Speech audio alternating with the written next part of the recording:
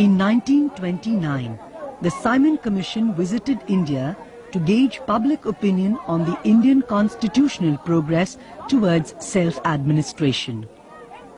While the Indian national leadership boycotted the commission, the Nagas presented a memorandum stating that they did not wish to have anything to do with the people of the plains and wanted to be left alone to develop their own political and constitutional systems.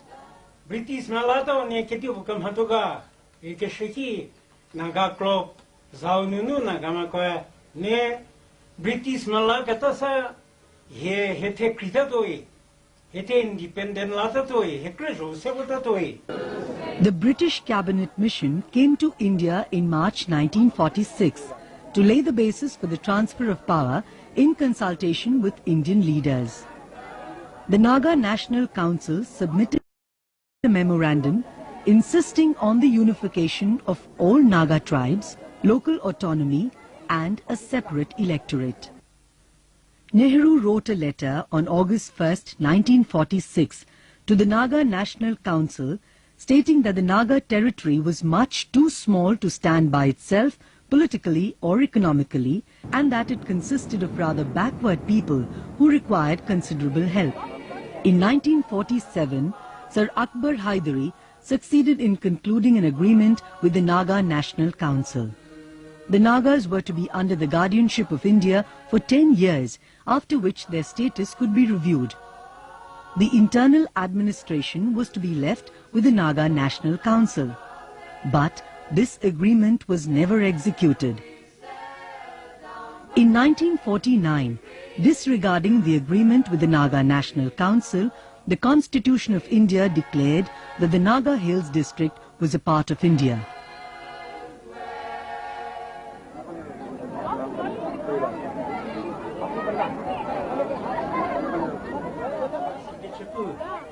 Naga kwala se di Assam Governor Akbar Haidari o kechu heko krida to sa India zel hosa heko se tehar to tele heko dukhi to tele I kecha puki pusha sosa Gandhi pula kecha India chapahi neko dukhi to kecha sa susa theje mote potu mote mu abur di India ma bu naga ma dukhi kecha hansa o kobunu India kobu adukha pere toy 1947 ha eko Nagamen dependent ho Nagamari pote poshorikar se to ho I kechu pise hiju pesi yun ori pesi le shu pe mo telegraph pe mo sasa pe India mari British India re pesi wa kechu sukam haiti nu patte kuchwa de eko.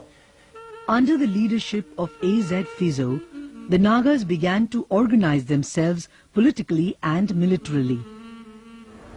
And he said that the white government is gone, the black government has come. Now he explained what is going to be. In fact, some of them can be said to be true. For instance, the land will be taxed. They say it be taxed. They saw it being taxed in Assam. This will come to you. They saw agricultural commission going and counting the cows and pigs. So he said, your cows and pigs will be counted and you will be taxed. Well, may be true. He said, you will not be allowed to eat beef. Well, this is what's happening in India today. Cows slaughter will be banned and you will not be allowed to eat pork because of the Muslims. All this the Naga villager had seen across the border. So they believed it. This is independence. Because the land belongs to the people in Naga. The land belongs to the village. And that is the sacred as far as they are concerned. And if they come to know that this will be taken away, then they will go with anybody. In a plebiscite conducted by the NNC in 1951, 99% of the voters opted not to join the Indian Union. Nehru wrote to Fizzo that the government of India would never recognize their claim to independence. Fizzo and other leaders were arrested. Later, Fizzo was released and he went into exile in London, where he died in 1990.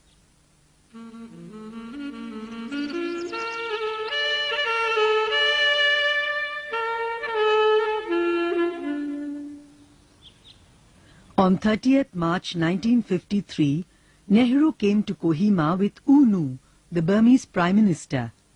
The NNC's request to present a memorandum to Nehru was refused.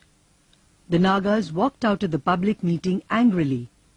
Nehru could meet only the village chiefs and translators gathered there by the local administration. The Indian government sent armed police to capture the NNC leaders who went underground.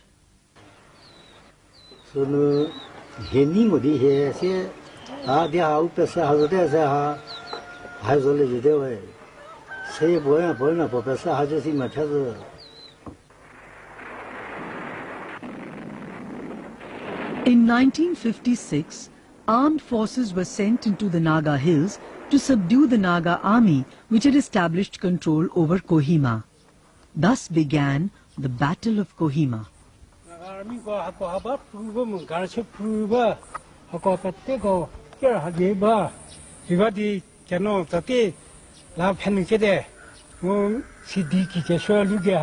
High school Ego Mrs. Japan Mamu British Mauna Kayaga second hand goes also most leading the TNBC. The Puyaga Society in Gozagayaga. Ego defense Chegago Kas Sebo Zibamana, go call Tedo TV Tower Chegaja Luginu go Rababuche Dictaria. Vivasoro Taja Tehibotuya, Rena Chahunda. Zemga Talasan Badaya, which was Nuza, take a Yabata. Junja Serre, the Japo, Jacana, Jas says, Jadian, Tizi Yapa, take Chinhi, Ikabo, Sidiki, Pise, Hekoranano, Vasoja, their hurches of Sizova, Naga, Army Goritatim. Nagamoga de Chatala, Kira, what's it all?